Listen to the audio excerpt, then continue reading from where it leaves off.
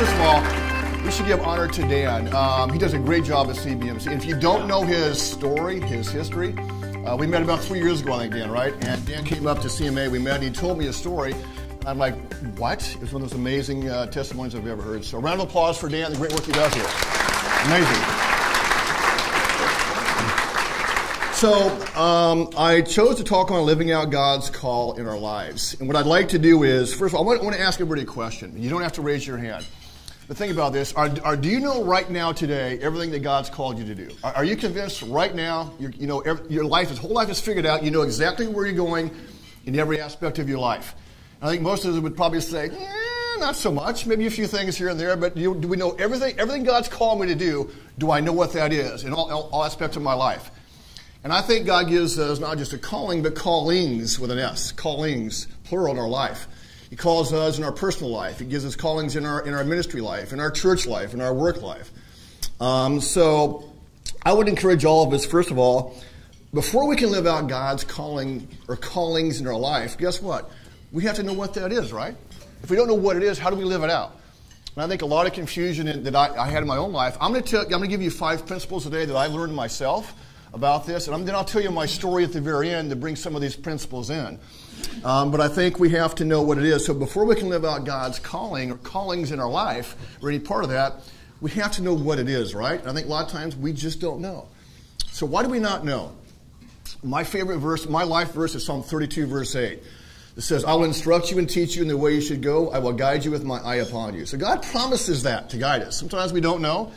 Many times we don't know because we don't ask. We don't seek. My daughter just turned 26 last week.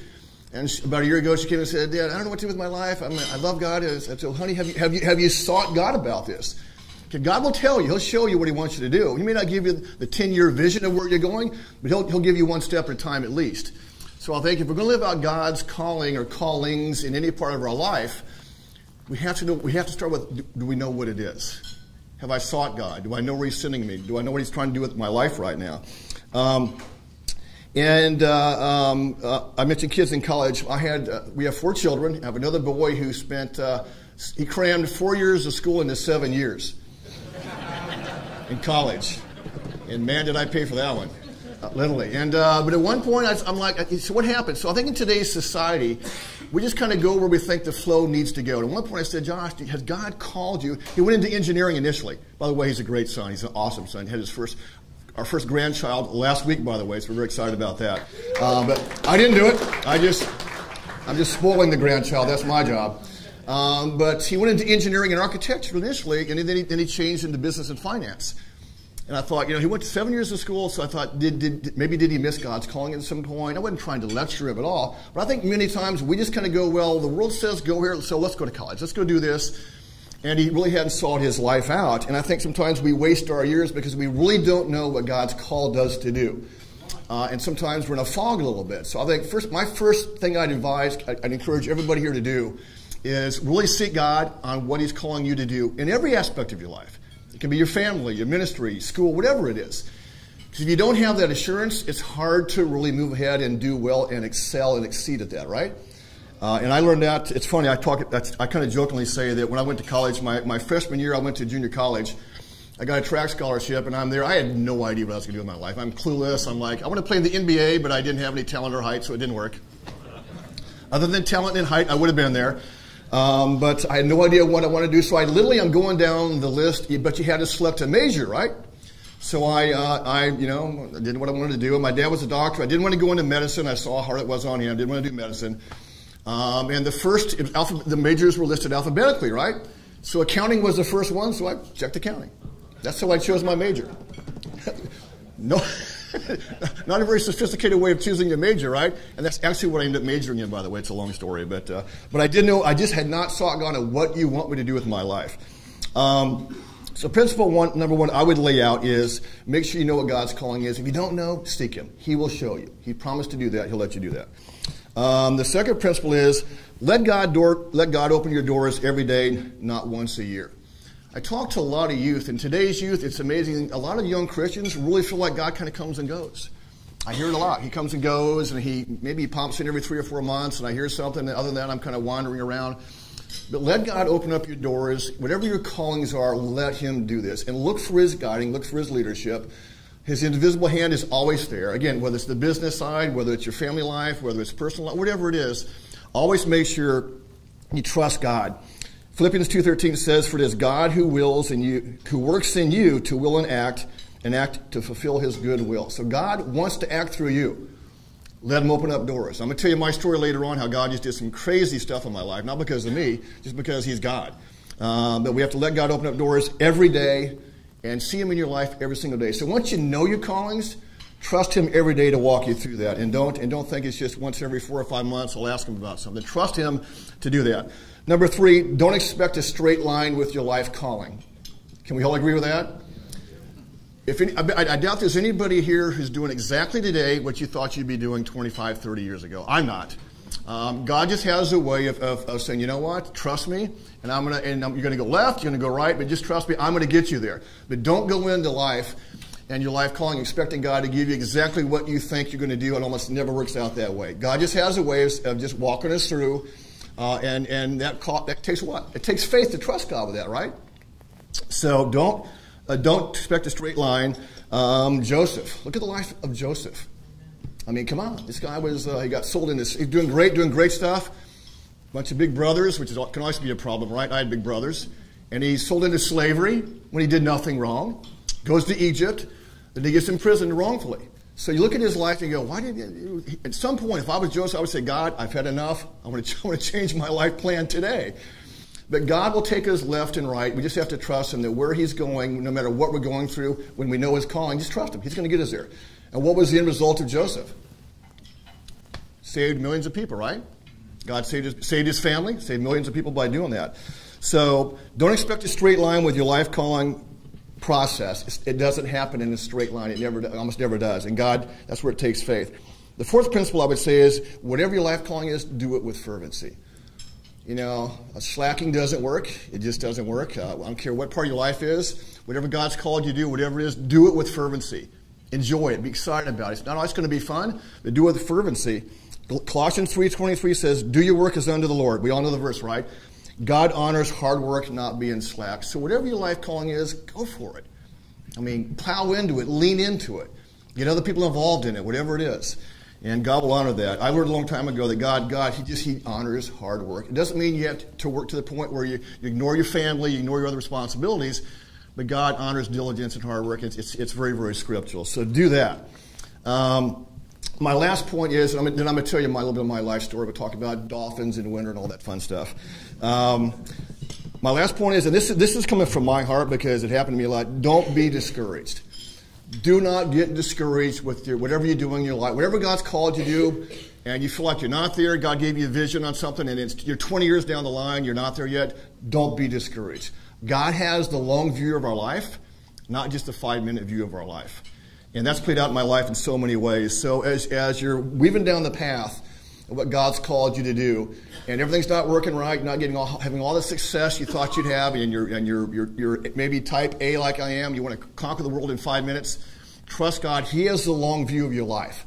So when you're looking at what you're doing, again, whatever part of your life we're talking about, calling-wise, your marriage, your family, work, ministry, I think God's called all those things.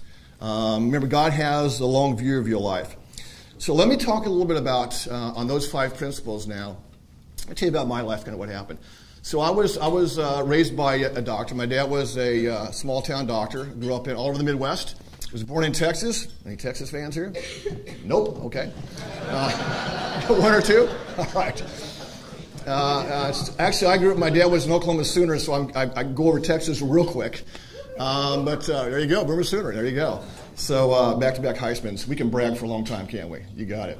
So, but I grew up in the Midwest, Oklahoma, Iowa, Nebraska, and my dad was a small-town doctor in a town called Rock Valley, Iowa. It's south of Sioux Falls, South Dakota, way up in the corner. And he was a lifetime smoker. Back in the 60s and 70s, most doctors smoked. It was kind of funny how that worked out. That was kind of the lifestyle of doctors. He had a heart attack at age 44. He was the on-call 24 hours a day in a kind of a 3 or 4 city area. Never had really much of a day off.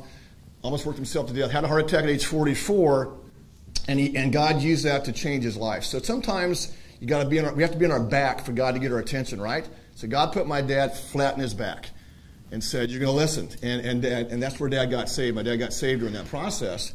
And then eventually he realized, I can't do this anymore. I'm going to kill myself if I go back in the same lifestyle. We moved to Lubbock, Texas, in West Texas. My dad actually hated cold weather, by the way. Hated cold weather with a passion. And he told us at one point, he said, hey guys, I'm going to take a snow shovel and I'm going to put it on the front of my car where I'm going to drive south. When somebody asks me what that is, we're going to build a house right there. 2 years later, we're in West Texas, so that's what happened. But he got saved, and he became a very vocal pro-life doctor. So I was raised by a pro-life doctor. That's one of my life callings also. And he was kind of rare about that because a lot of doctors were not pro-life. He was kind of the black sheep a lot in the area. He was a professor at Texas Tech Medical School when that all happened. So we moved to Texas, and I got saved about a year later. God brought some things into my life, and I was a troublemaker like probably most kids at that age, and God saved me at that point. Then we moved back, and moved back to Nebraska, to Omaha, Nebraska. My dad was a professor at the Creighton Medical School there. So I went to college in Omaha, University of Nebraska, Omaha, affectionately known as UN0 by our competitors. And here's how my life kind of took off. We talk about life callings. I'm like, I don't know what I was going to do. I majored in accounting. I stuck with accounting, got my CPA. Yes, I used to be a CPA. People look at me and go, you? We don't believe that one. So I went to work for Arthur Young with now as Ernst & Young, and was doing great, rock and roll. I think God's called me to be a CPA, right? I just knew it. I'm going to do this forever, my whole life. It's going to go straight like this. I'm going to be a partner. I'm going to whatever. 19 months in, after having great success, having great review, doing well, I was senioring jobs. They had a company-wide layoff in the Omaha office. So I'm sitting here 19 months out of college with my dream of being a CPA crushed overnight. And we had a baby just a few months before that. So got married, had a baby, and I'm like, what is going on? That's when you kind of go, okay, did I miss something God tell me? Where am I going? This is one of those left turns I told you about. God knew what he was doing. I'm like, what happened? But I knew God let that happen. So long story short, I went to work for another company, but 10 months later, my brother was working for a doctor in Tarpon Springs, Dr. Jim Gills. And I got a call from my brother saying, hey, Dr. Gills is looking for some more guys to kind of run his business side of his companies. Would you like to do that? And I thought, well, hold on, let me think. Nebraska, Florida. Yes, I would. So I interviewed, came down, and long story short, after about a year working for Dr. Gills, the Ironman company came up for sale. And we bought the Ironman Triathlon Company in 1989, closed the deal, and I went from being a guy broken, what am I going to do with my life? My CPA career is crushed, don't have a job at that point, to God put me in a position to lead a global sports company at age 32. Had no idea I'd be doing it, had no clue, no plans. Had to learn everything on the job training at that point. And Ironman, if you don't know, was sold for almost $1 billion a couple of years ago. It's a worldwide company with Ironman events all around the world, TV packages on NBC, ESPN, and so on. So God kind of just shifted me in that direction. I didn't expect that out of nowhere, but he made it clear that was the calling in my life, was to do that and to stay with that. So did that for a number of years, about 10 years. And then I sold my stock, and I traveled a lot. I wanted to be with my family a little bit more, so I sold my stock, got out. By the way, if you don't know the Gills family, amazing family, just an amazing, generous Christian family in the area. And I was like, what do I do next? So here's my next calling in my life. And I'm sitting around, and I just got this desire to be involved in some, with the time I had, to be involved in some ministry. So I started praying, God, what do I do? What do I do with my life ministry-wise? I got free time, what can I do?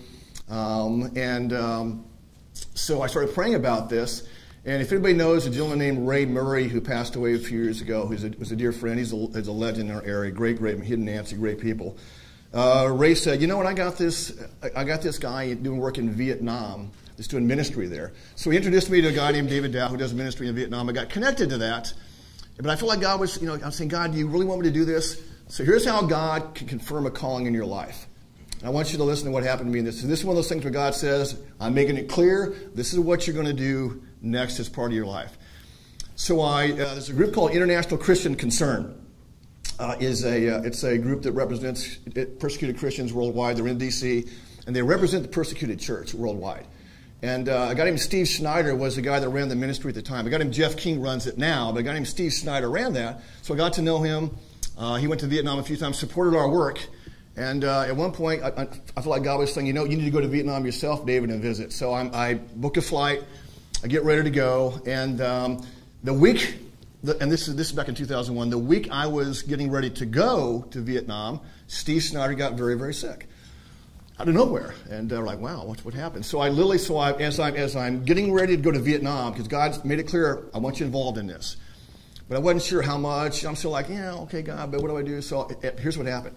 So I got in the plane and flew out to Vietnam, and Steve was in the hospital when I got in the plane, and I looked at it, I go, wow, this is a lot more serious than I thought. I fly to Vietnam, which is a long, long trip, right? I get off and I found Steve had passed away. And, Steve was running International Christian Concern, again, a group that represents persecuted Christians. So I thought, wow, you're kidding me. So anyway, so I went to the week there, and I got to know the people, and God taught me a lot about how to impact ministry properly in a persecuted area like that, which is totally different. If you work in a persecuted church area, everything's different. Your communication, how you work, how you do things, it's all underground. It's not public view from that perspective. I get back, here's where God confirmed the calling in my life on this. I got back, and I found out Steve died to the minute of my departure time of my flight to Vietnam. To the minute. The minute I looked at his time of death, I go, oh my gosh, that was my scheduled departure time for my flight. And God was saying, you know what, Dave? I'm taking Steve away. Here's a baton. And he confirmed that call in my life very, very, very clearly. I did not miss that calling. But sometimes we can miss God's calling, right? We need to listen and pay attention. So for the last 20 years, I've been involved in working in actually Vietnam and also Pakistan. It's also a persecuted church area. So anyway, so God confirmed that. So now my job is to work with these ministries that I'm involved with. And I use the skills that I have, whatever they are, business skills, marketing, media skills, whatever, to assist them. I take my skill sets and I lean in to the ministries. So that's God's calling in my life in the area of ministry the last 20 years. But he made it very clear, so he knew I needed to be convinced that God was calling me to do this. He made it very clear. For the last 20 years, I've had no doubt. So that's one way that God did that for me. Clearwater Marine Aquarium. So how did I get to Clearwater Marine Aquarium, right? How did I go from Ironman to ministry to Clearwater Marine Aquarium? So here's what happened. So, and God confirmed, I guess, again, God confirmed His calling very, very clearly in my life. So we raised our kids going into Clearwater Marine Aquarium back in the 90s. Our kids are pretty much grown now, but we raised them coming there. We love the place. Kind of old and beat up and really doing well. And so after about 8 years having left Ironman, I'm like, okay, God's kind of gradually pushing me. Okay, it's about time to go out and do something more full-time. I was doing some pro bono consulting and a variety of things, but I had nothing full-time, just a hodgepodge of stuff. But God was saying, he's kind of urging me. I could tell it's about time to go out again and do something major. And I'm like, okay, so I'm just kind of listening to see what happens. So I'm hanging around and doing some miscellaneous stuff. And there's a group called Park in St. Pete, and they work with developmentally disabled people. And they were looking for a CEO at that time. I thought, you know what? I grew up in a town in Iowa, I mentioned, had a similar facility there, so I knew what the work was. I thought that'd be kind of nice to do, right? So I threw in my resume, and they went through about a 4-month process, national search, got down to 10, got down to 3, I was in the final 3, and I finished second. I'm like, oh, come on now. Come on now. It's like, wait, God, I'd rather finish 5th. Don't make me finish second. Where's my sister so I can kiss her? My goodness. So I finished second. But right after that, within weeks, I heard about the role at Clearwater Marine Aquarium. I had no idea, no clue I was going to do this. I'm like, God, you really want me to do this? It became very clear. He said, God made it very clear to put in your resume. So I did that, and about 2 months later, they hired me to be the CEO at Clearwater Marine Aquarium. At that time, here's what God has done. So, and I take note, this is God's favor. If you want to have success in business, I'll give you the key that I always talk about. You can read all kinds of books about success in business and what you're doing in your life on the business side, whatever it is. There's all kinds of books and seminars you can go to. I'm going to tell you one thing, and it makes all the difference. Make sure you have God's favor. If you have God's favor on your work, you're going to succeed. If you don't, good luck. And so the only success I've had has been God's favor. Let me tell you how that worked out, and I'll tell you some fun dolphin stories and movie stuff, and I'll wrap up here. So I started in exactly 13 years ago last week. So I've been here 13 years, planned on being there for maybe a year, thought I'd do a turnaround. I didn't know how long God wanted me to do this. I know he made it very clear, you're going to work at Clearwater Meat Aquarium. So I got there, and guess who arrived just a few weeks before I did? A little dolphin named Winter was rescued. I didn't know that. Had no clue, didn't know who she was, didn't know about this. And I saw Winter. If you don't know Winter's story, she's a dolphin that was rescued, caught in a crab trap rope, lost her tail, and we eventually made her a prosthetic tail. And but I didn't know she was there. But God had planned all this. He kept saying, God said, go here. What I didn't know in the meantime was he's bringing a little dolphin, causing a dolphin to be rescued 4 hours away, brought to Clearwater Meat Aquarium. And I finally realized, that's why God called me here. Because, I'm going to use my media marketing skills I learned back in Ironman. I'm going to go tell that story around the world. It's an inspiring story about a dolphin who refused to give up. And I began doing that. So I began telling her story. And we had, within 2 or 3 years, we just had massive worldwide coverage. We had 6 or 7 Today Show segments, Good Morning America, Nightly News, Oprah. We were in the national newspaper of India at one point. It was a cool story about a dolphin who refused to give up that anybody could connect to, right? How do you not like that story, right? There's a little bit of bad news in today's news, right? So it just went around the world at the right time. So God planned all this out. And then about a year in, here's the next calling where God said, okay, guess what's next? He said, you're going to do a movie. He made it very clear. I started having all these movie thoughts and ideas, and all these people coming to me about it. I'm like, you know how hard that is? There's a million stories a day that are tossed around in Hollywood that never get greenlit, right? I'm like, people are going to think I'm smoking something. I'm not going to talk about this. So I just kind of kept it to myself, but I knew God had showed me this is going to happen. So what happened is, in one of my, I was talking to Robert De Niro's people, ironically, in New York at the time. And then I got a call from Alcon Entertainment in L.A. And this is how God weaves these. So God will call you, but he'll make things happen. You just got to know you're calling, right? So one of my Today Show segments, there's a guy out in L.A. who's now a dear friend, Richard Ingber and his wife, sitting in their living room, and they watched one of my Today Show stories on Winter. And he thought, that would be a great family film. So while I'm having one conversation over here, I get a call. Listen to this. This is how God confirms things. Here's another way he confirmed his calling in my life. So I get a cold call from Alcon Entertainment. If you don't know who they are, they're a filmmaking company. They work with Warner Brothers. Their number one movie all time is a movie called The Blind Side. You ever watch The Blind Side? Huge success. Sandra Bullock won the Academy Award for a role in that. So I get a cold call. Here's how the call goes. This is one of those God moments. And hey, my name is Dave Fearson. I'm the head of legal with Alcon Entertainment, and we do movies. We love real life stories, and we're thinking about doing a movie about a dolphin without a tail, and maybe it becomes a superhero. I said, well, let me just pause you for a second. You probably called us because we happen to have a dolphin without a tail. That's probably why you called me. But let me tell you who I am. So I mentioned my background. I said I'm David Yates, and yada yada yada. I used to be the CEO of Ironman. He goes, what? Puts down the phone, goes down the hall. And there's 2 co-CEOs at Alcon Entertainment.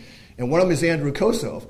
And Dave goes, Andrew, did you know who David Yates is? He goes, yeah, he used to run Ironman. Andrew's a lifetime Ironman triathlon guy. And he had one of the guys call me, didn't have any idea who I was, and I was there. So God had that guy call me. Here's the point. That was just one of those magical God moments, right? That relationship, the fact that Andrew and I connected on Ironman, kept Dolphin Tail alive when it could have died 1,000 times. So God used that calling and that relationship to keep the movie alive. So the idea of Dolphin Tail came from that. And we spent about 3 years. It was a long haul making Dolphin Tail. Anybody watch either of our movies, by the way? Did you like them? If you didn't like them, you can leave right now. Just kidding. But we did Dolphin Tail 2. But here's the point. God laid all this out. So Leatherwood family is right here. So David Leatherwood is one of our assistants on the movie. We got to know him really well. And his dad's right here. He was involved with ICM Ministries, by the way. Did a great job. And got to a lot of good people in that. So the connection points were pretty amazing. So we spent about 3 years getting Dolphin Tail ready. If you haven't made a movie, it goes slow. Really slow, right? Until they greenlight it, it takes off. And the movie literally almost died a number of times. And but we eventually got it, and we had Harry Connick Jr. in the movie, Morgan Freeman, Ashley Judd, Chris Christopherson. The 2 kids, I want to pause on them real quick about how God does these things. The 2 kid stars, the names Cozy Zilsdorf and Nathan Gamble, are strong born-again believers. And I don't mean Hollywood believers. They're strong Christians. That doesn't happen almost ever on a set, right? But God brought us all together. And when do you have Bible studies on a movie set, right? So God brought all this, again, God said, you're going to do a movie. He brought the right people and just made it all work out. So Dolphin Tale came out and allowed us to really tell the story of winning the dolphin around the world and about what we do at Clearwater Marine Aquarium. And then this happened, okay? So this is, can't make this stuff up. This is how God does things. If you know your calling and you're convinced and you listen to him, it's amazing what he can accomplish. So we did Dolphin Tale. It was the #1 movie in North America. Its second week, so it did very well, went around the world. But there was no planned sequel. And the reason there was not a planned sequel is there's never been a movie in Hollywood history based on a real-life story that had a sequel. Think about it. If you have a story that's strong enough to be greenlit, which very few get, you don't hold anything back, right? You got to tell it all. Make it as compelling as you can. So you're never going to have that happen. It never happened before. And The Blind Side, I mentioned Alcon Entertainment. The Blind Side, huge success, $255 million domestic box office, but they couldn't have a sequel because they told the story, right?